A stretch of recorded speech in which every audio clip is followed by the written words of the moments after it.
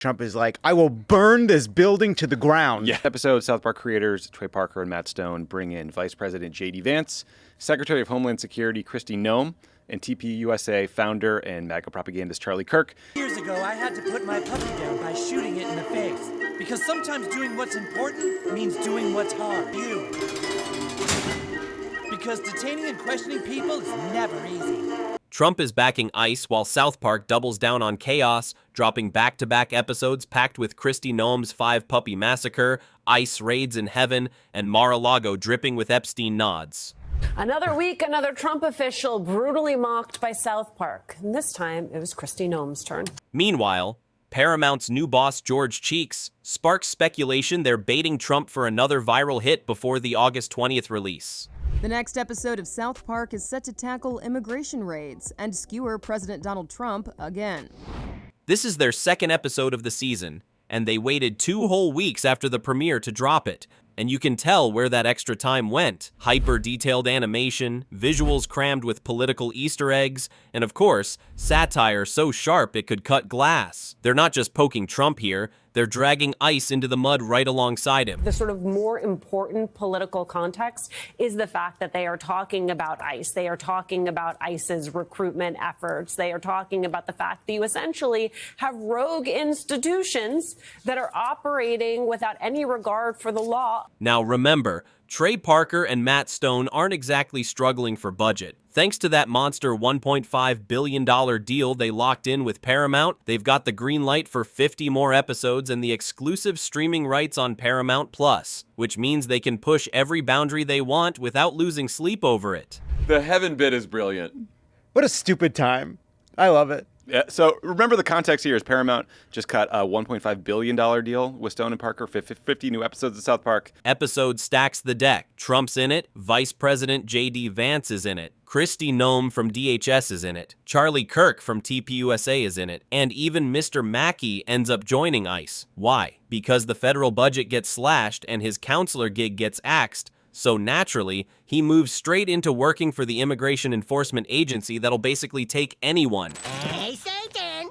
Meet the new face of Homeland Security. Whoa! Oh my God! I just want to go. This place is gross. Would you like me to apply the baby oil to Satan's altar, boss? Okay, look, I think there's been a misunderstanding. And speaking of Kristi Noem, remember how she proudly admitted in her memoir to shooting her own dog, Cricket? Well, South Park doesn't just bring it up once for a quick laugh. No, they crank that dial to 11. In this version, she's on an outright puppy killing spree.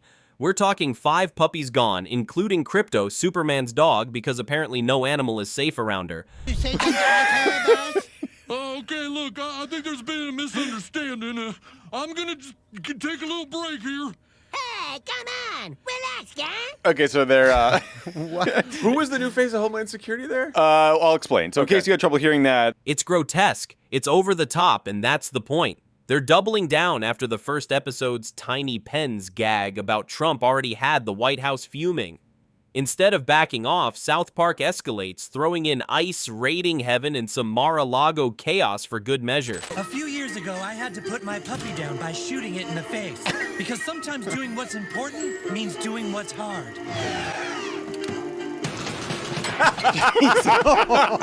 Which brings me to ICE's starring role. And let me tell you, this is not the recruitment ad they'd want. South Park paints ICE as the kind of outfit that will literally hire anyone. No training, no moral compass, no problem. They even drag in that infamous World of Warcraft basement guy for the joke, like, yup, he's on the squad now.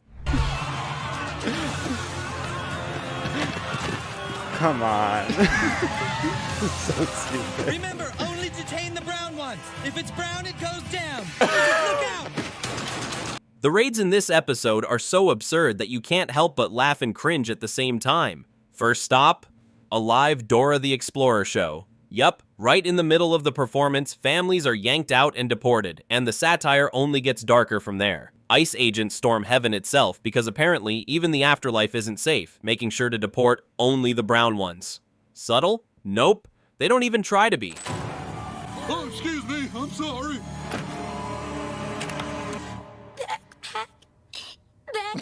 Oh God, Dora the Explorer, excuse me. And then there's Kristi Noem again, this time swanning around like some unhinged villain.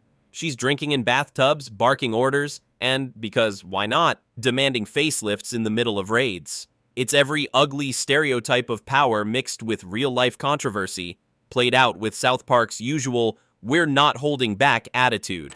As the face of Homeland Security, I'll be leading the way. And together we'll make sure everyone is in this country legally.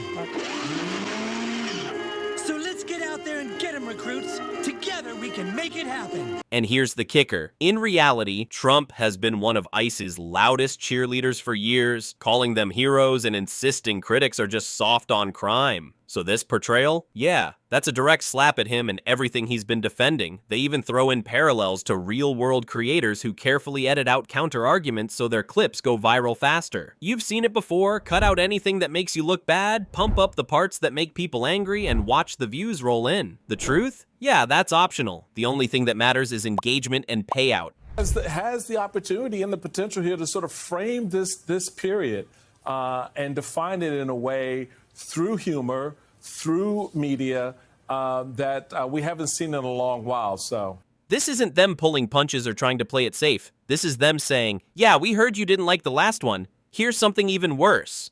And honestly, with the budget, the deal, and the kind of creative control they've got right now, they can afford to keep swinging like this. It's over the top, it's petty, it's detailed down to the last frame, and you can just tell they're enjoying every second of it. Alright, so Mackie somehow climbs the ladder from unemployed school counselor to being part of Trump's inner circle, and not because he's got policy ideas or some genius strategy. Nope.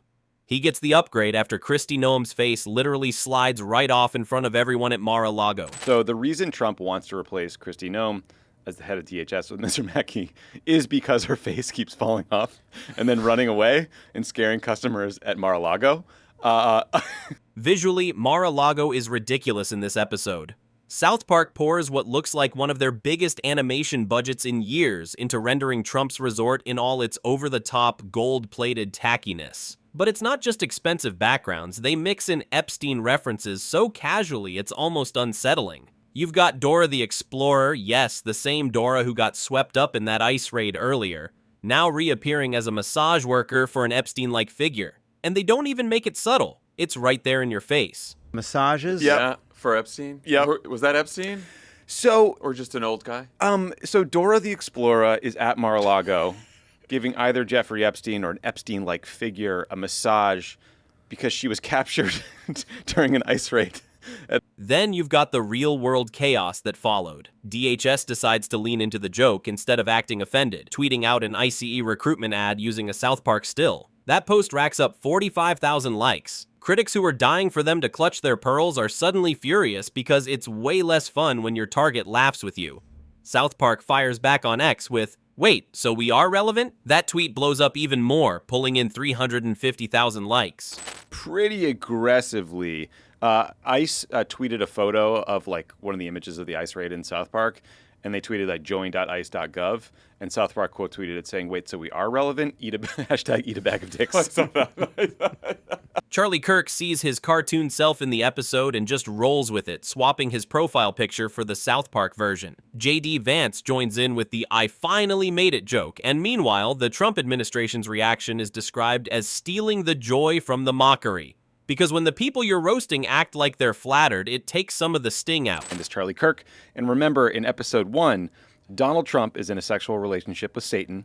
I don't know if they're exclusive. The audience, of course, is split. Some viewers are groaning that the Trump stuff is getting repetitive, saying the bits feel overdone. Others are eating it up, praising how sharp the icy satire is, and pointing out how much work clearly went into the elaborate visual gags. It's basically a perfect example of South Park doing what they've always done, dividing the room and then standing back to watch the fallout. And then we get the corporate angle, because of course that's part of the story now. Paramount's post-merger structure hands control of South Park, The Daily Show, and CBS's late-night lineup to George Cheeks. Yes, the same guy who used to run MTV Entertainment Studios and was involved in that $1.5 billion South Park deal in the first place.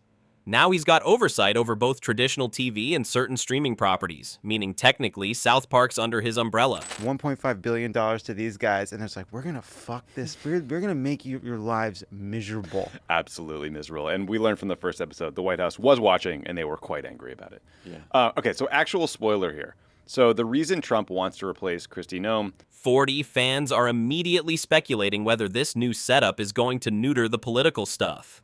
Some are convinced Cheeks is going to quietly push them to tone it down. Others think it's just corporate reshuffling with zero impact on the actual scripts. Either way, it's got people talking, which, let's be honest, is exactly what any media company wants. Maybe this is going to make making fun of Trump profitable again. Yeah, it seems like it already has, right? There's been incredibly high ratings. If the end of the republic cannot move these media companies. It's the kind of setup where the joke writes itself if the target reacts exactly the way you expect. And the timing is perfect for them. They've got the next episode dropping August 20, so if Trump gives them anything between now and then, it's like he's doing their writer's room a favor. It's a win-win for them. Either he ignores it and they still got their digs in, or he bites and they've got another viral cycle lined up before the next show even airs. Subscribe now so you don't miss South Park's next round of chaos and every savage shot they fire at Trump.